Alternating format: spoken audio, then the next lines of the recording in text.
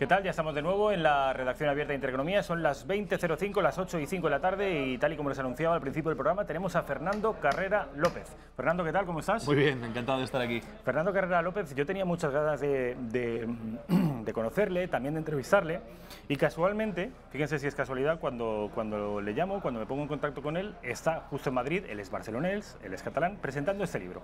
Lo pongo en la cámara 3 para que lo vea la cámara. Vamos a hablar de este libro primero y luego hablamos con Fernando porque es un tipo interesante. Él es experto en oratoria, de hecho ganó un concurso de oratoria muy...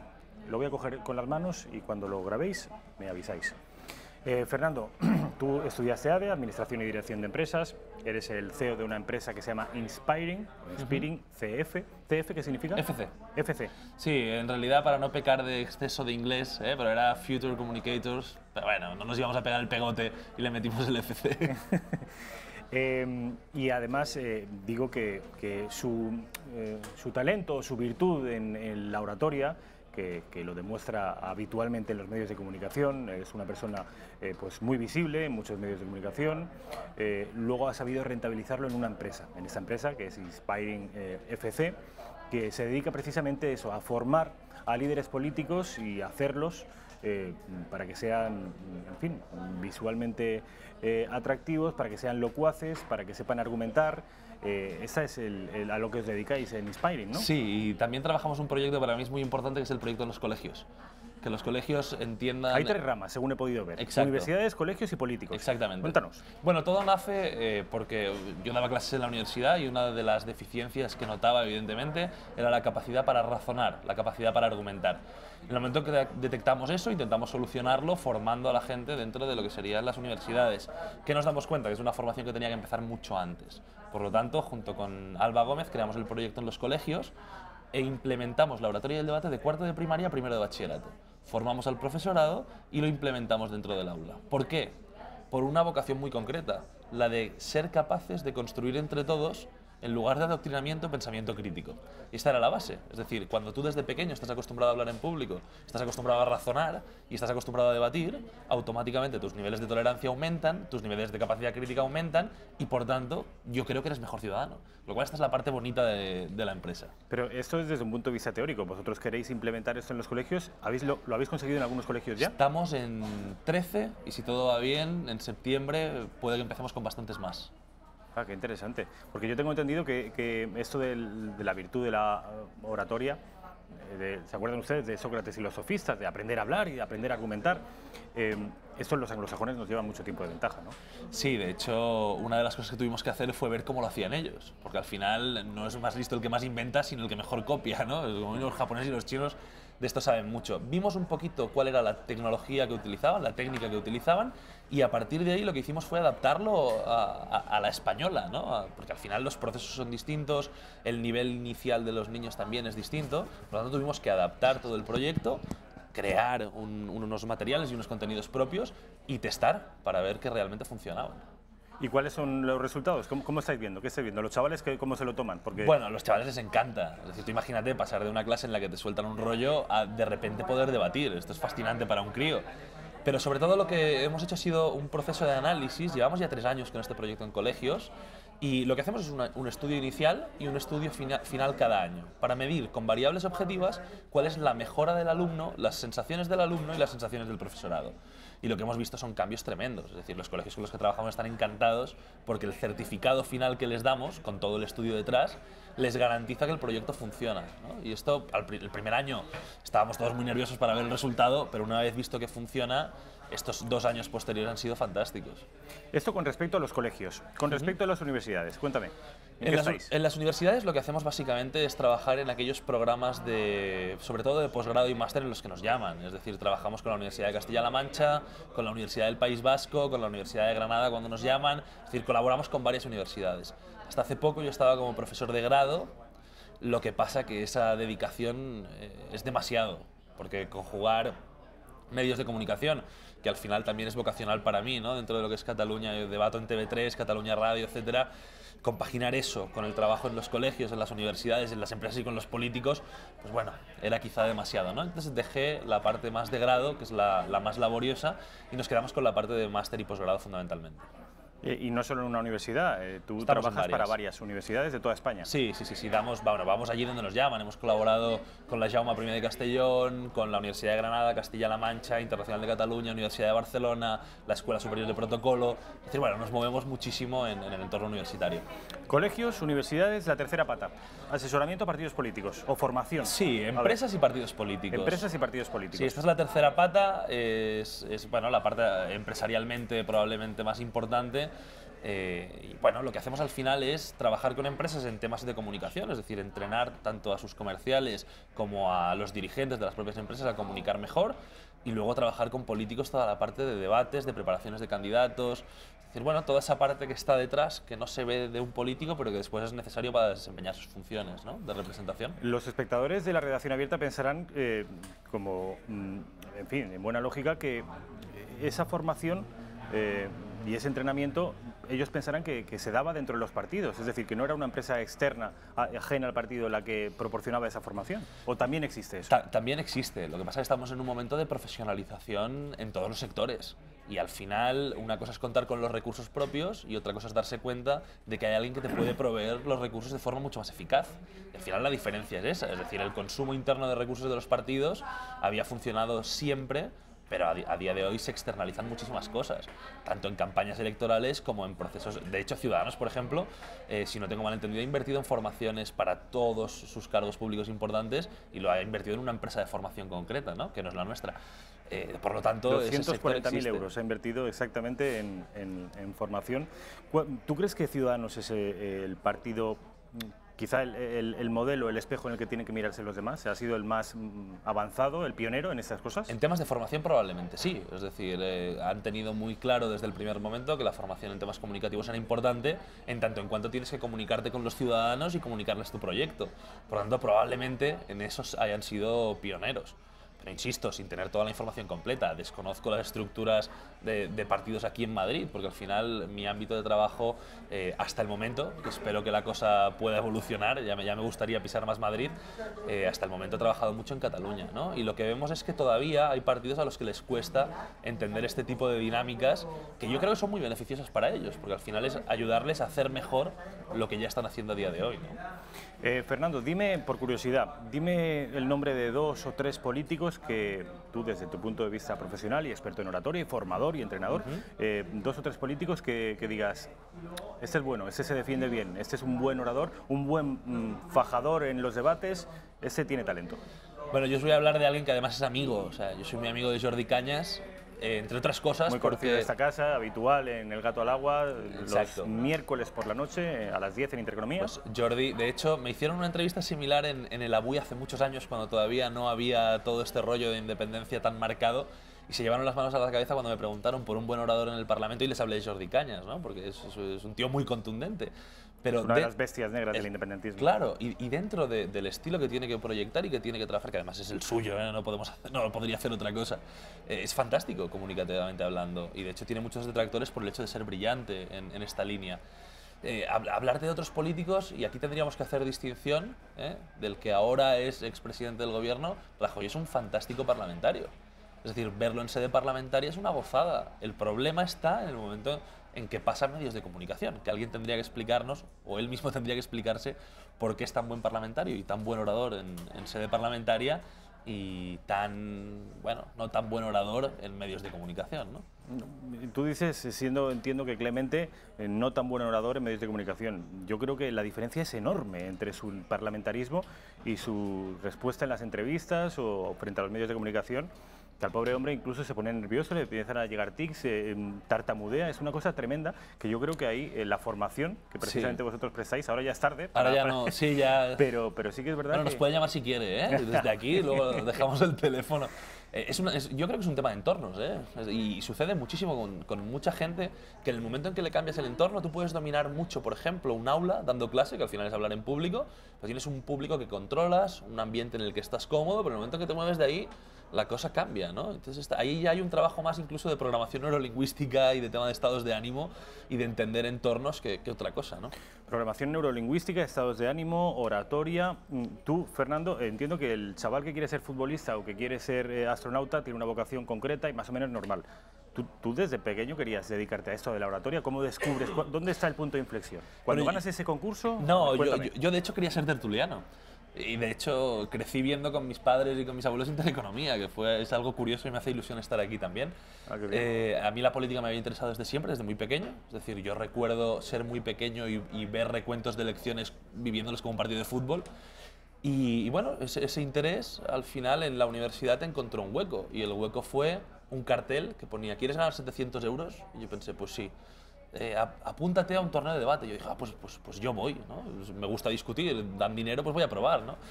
Y salió bien, descubrí el mundo de los debates a los 18 años, fundamos la Asociación de Debate de la Universidad de Barcelona y a partir de ahí descubrí un mundo que me apasionaba. Entonces yo lo que hacía era ir a clase por las mañanas y entrenar debate por la tarde, ¿no? ¿Pero entrenar cómo? ¿Con quién? Con 3 compañeros más, un poquito frikis, que eran mi equipo de debate, y quedábamos, pues oye, vamos a discutir y vamos a leer sobre argumentación y vamos a ver cómo se estructura una refutación y ahora vamos a ver un vídeo a ver cómo han refutado tal Qué cosa. guay. Y así echábamos muchas horas, no te voy a engañar. De hecho, mi madre alguna vez me había dicho, oye, pero haces más debate que universidad, ¿no? Y dije, pues sí, sí, sí. ¿Y ganaste ese concurso? Sí, gané. ¿De los 700 euros? Sí, gané la interna. No, mentira, la primera interna perdí la final y me dieron mejor orador y me enfadé muchísimo. Entonces dije, oye, tienes que seguir. Y entonces fuimos ya a representar a la Universidad de Barcelona y tal como montamos la asociación, tuvimos varios éxitos y enseguida vi el nicho, no tanto económico, sino de oportunidad de ayudar a mis compañeros de clase, que así fue como empecé a dar clases. Hablé con la vicedecana y le dije, oye, en mi clase la gente no sabe comunicar, yo creo que sé, se lo puedo enseñar. Y bueno, me dijo, oye, licénciate rápido, que te vamos a dar una libre elección. Y así fue. ¿Ah, sí? Empecé en una libre elección, salté a posgrados, másters, y entonces empecé a trabajar en marketing. Y me di cuenta que me aburría. Trabajé un tiempo en marketing y dije, no, voy a dedicarme a lo que me apasiona. A dedicarme a lo que me apasiona no existe, no había nada concreto, tuviste que crearlo tú. Sí, desde el primer plan docente hasta la última propuesta que hicimos en Inspiring hace unos días, ¿no? Esto también, yo creo que también va con la vocación de la persona, ¿no? Hay gente que nos gusta estar inventando cosas constantemente, con el riesgo que eso supone, pero también con la satisfacción que te da el hecho de ver proyectos propios funcionando, ¿no? Y esto para mí es la parte más apasionante del día. Esto con respecto a la, bueno, a la formación, a la dedicación y a la profesión de Fernando Carrera. Él ha estado en el día de ayer presentando este libro. Él, como saben, lo he presentado antes como barcelonés, como catalán, y a juzgar por el título de este libro es un catalán, en fin, implicado en la resistencia contra el independentismo. Es de esos catalanes que quiere seguir siendo compatriota de, por ejemplo, un servidor que es valenciano. Tú eres de los catalanes que... ¿Pero tú no eres de los países catalanes o sí? Yo creo que los países catalanes no existeixen. Las mentiras del independentismo catalán, que lo escribes junto con Fernando Roca y Pedro Pérez Cuestas. Es un librito pequeño, de 220 y pico páginas. Me decía antes que es una suerte de argumentario, es una especie de libro de trinchera para desmontar, porque yo entiendo que aquí en Madrid es difícil encontrarse con un independentista y discutir, pero en Barcelona, en Cataluña, supongo que será lo habitual. Y entonces esto es un manual, ¿no? Sí, esto es un manual de refutaciones. Es decir, el libro nace de la siguiente manera. Yo tengo un buen amigo que era diputado en ese momento al que yo llamo un día que iba en el coche pensando, escuchando la radio y enfadado para variar, y dije, no puede ser que no haya un libro sencillo de refutación. Es decir, cuando al español medio de Cataluña se encuentra con un independentista, ¿qué le dice ante las mentiras que le vierte, ¿no? Entonces intentamos recoger las principales mentiras y, utilizando las técnicas de argumentación y debate, deconstruir los razonamientos independentistas y simplemente filtrar si son verdad o mentira. Y eso es lo que hacemos con cada uno de los capítulos, ¿no? Intentamos dar herramientas de refutación a aquellos que entendemos las necesitan. Porque al final el condicionamiento no está solo en los medios de comunicación, ni está solo en los partidos políticos. Es decir, hay que ganar los debates de bar. Está en la calle. Sí. Y eso es importante. Entonces, hay mucha gente que nos decía, oye, no, si es que yo no soy independentista, pero cuando tengo que hablar con un independentista que ha consumido de forma constante las mentiras y los mantras que se han ido dando, no sé qué decirle. O sea, cuando me dicen que España no es un Estado totalmente democrático, no sé qué contestarle. Cuando me dicen que España se ha dedicado a robarnos, pues yo creo que es mentira, pero no sé qué decirle, ¿no? Entonces yo siempre les digo, pues aquí es tan fácil como ir al capítulo 4, al 6 o al 8. Pues entonces cuéntame los capítulos, porque viendo los capítulos entiendo que uno tendrá una ligera idea de cuáles son los mantras y los mitos que circulan en Cataluña y que vosotros os dedicáis a derribar. A ver, háblame de los aspectos que refutáis. Bueno, entiendo que el económico es uno, muy importante. El económico es uno, el de la utilización que han hecho siempre de la lengua, ¿no? Del catalán, intentando mostrar que es una lengua desprotegida por el Estado español. La parte histórica, resumida de forma muy sencilla, porque al final si quieres leerte un buen libro de historia sobre 1714, compra un buen libro de historia. Pero si lo que quieres es darle 3 pinceladas a alguien para que disminuya su creencia en el marco independentista, necesitas argumentaciones eficaces. El punto, por ejemplo, de la Unión Europea. En Cataluña se ha mentido de forma constante sobre la realidad de la Unión Europea, ¿no? El hecho de que cuando te independizas de forma unilateral, automáticamente eres un Estado. Pues todo ese tipo de mentiras, hay gente que todavía cree que son verdad. Y es justo lo que diseccionamos en este libro. Pues ya saben ustedes, Las mentiras del independentismo catalán, editorial Buenas Letras. ¿Dónde lo pueden conseguir, Fernando? Pues, bueno, como al final el proyecto es pequeño, lo pueden encontrar en Amazon, fundamentalmente, en las tiendas. Bueno, yo recomiendo siempre leer Dolça Catalunya. Estamos en Dolça Catalunya, estamos en... Mira, estamos en directo, Dime, por ejemplo, qué tengo yo aquí abierto. Dolça Catalunya. Claro, pues es bien. Es que dolçacatalunya.com. Marco de referencia para conocer lo que sucede en Cataluña, ¿no? Y no solo para que lo conozcamos los catalanes. Mira, fíjate, si me permites añadir una cosa. Hemos presentado el libro en Málaga, hemos presentado el libro en Sanlúcar, en Palma de Mallorca, es decir, en León. Ahora queremos ir a Salamanca.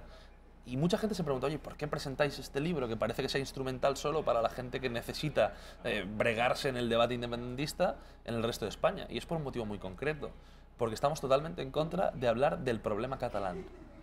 Y esto lo llevamos diciendo mucho tiempo, y ahora ya parece que nos hemos dado cuenta, ¿no? Que ahora el problema catalán es problema español y parece que el nacionalismo es problema europeo. Pues bueno, pues conocer en qué se fundamentan estas mentiras es importante para valencianos, para baleares, para navarros, para madrileños, es decir, para toda España, para conocer realmente cómo el nacionalismo, como cualquier otro populismo, utilizando mantras, puede deshacer una sociedad y fracturarla por completo, ¿no? Háblame en lo que tú eres experto, Fernando, y asociado obviamente al problema separatista catalán, que no problema catalán. Esto es algo que mis espectadores, al menos en la redacción abierta, saben perfectamente, que yo nunca me refiero al problema catalán ni me refiero a los catalanes cuando hablamos de independentistas. Yo diferencio muy bien entre separatistas y catalanes, o entre problema separatista catalán, pero nunca digo problema catalán, porque el problema de los catalanes es, los grandes problemas de Cataluña son exactamente los mismos que en el resto de España, que son un problema con las pensiones, un problema demográfico, un problema con los salarios bajos, un problema con el paro. Esos son los problemas catalanes. Exacto. Luego está el problema separatista catalán. Esto de coger el todo por la parte, desde luego es una herramienta que ha utilizado muy bien y muy interesadamente, de manera muy eficaz los independentistas, y que al menos en esta casa no vamos a seguirles el juego. Desde el punto de vista del lenguaje, de los significados y los significantes, de los trucos dialécticos, de la sintaxis, esto que tú eres experto, ¿qué nota le ponemos al independentismo catalán?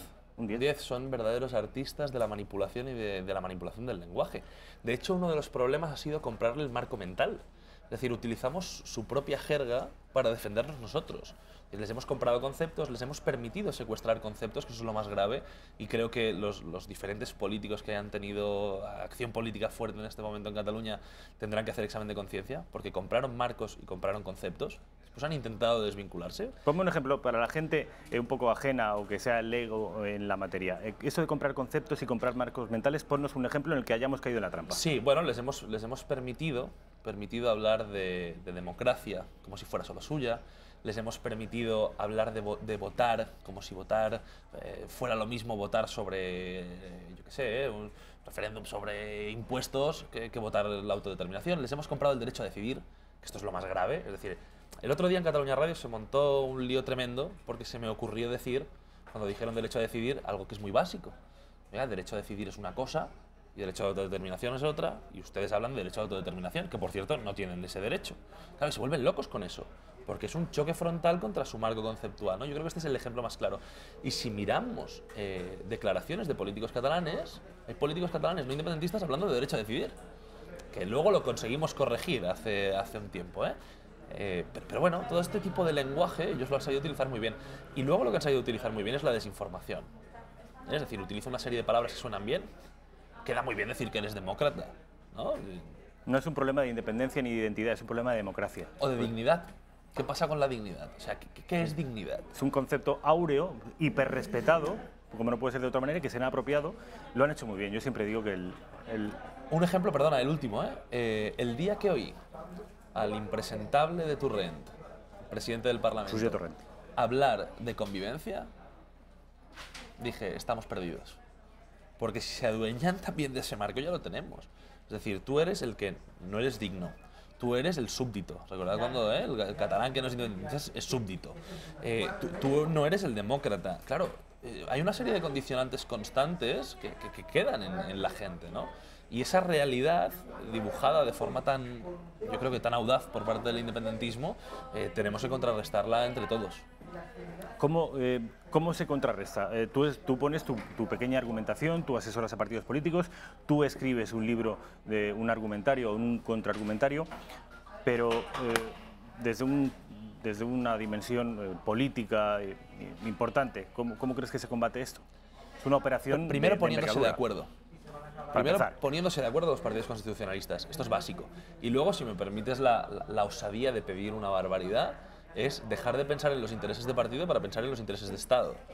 Es decir, es una de las cosas que yo creo que eran y serán más importantes. Es decir, está muy bien que cada partido luche por su representación y por su incremento en votos, pero lo que no puede ser es sacrificarlo a costa de nada. Es decir, yo oía hoy a Pedro Sánchez hablar sobre Cataluña y a mí... Te pones a temblar. Sí, yo me he puesto muy nervioso. Es decir, cuando habla de me sentaré a hablar con Cataluña, ¿con qué Cataluña va a hablar? Es decir, ¿quién es el interlocutor? ¿El muy honorable supremacista Torra? Bueno, cuidado, porque no podemos fiarlo todo a los nacionalismos, no podemos pactar siempre con el nacionalismo de la manera que ellos quieren. Es decir, a nivel político todo eso es importante.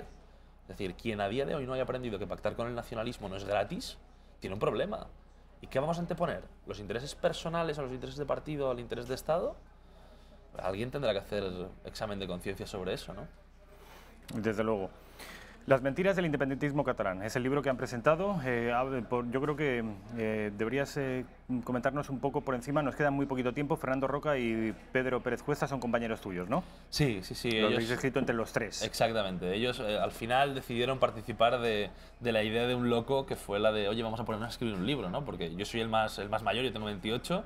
Ellos tienen unos cuantos menos, fueron alumnos míos en la universidad y evidentemente pues siendo del equipo de debate... Son catalanes también, ¿no? No, esto es lo curioso, somos un catalán, un gaditano y un chico de Palma de Mallorca, un balear.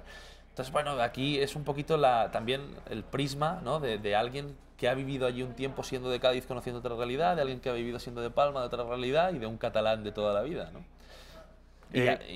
Perdona, y al final, fíjate que las conversaciones en Cataluña son siempre de política. Es decir, una de las cosas que llama la atención es que tú vas a Cataluña y todo el mundo habla de política. En los bares, en la calle, es decir, es algo que en otros sitios de España no se da. Se habla un ratito, pero no todo el rato. La gente que viene de fuera te dice, oye, estáis todo el día hablando de política. Pues con ellos hablábamos mucho de política, ¿no?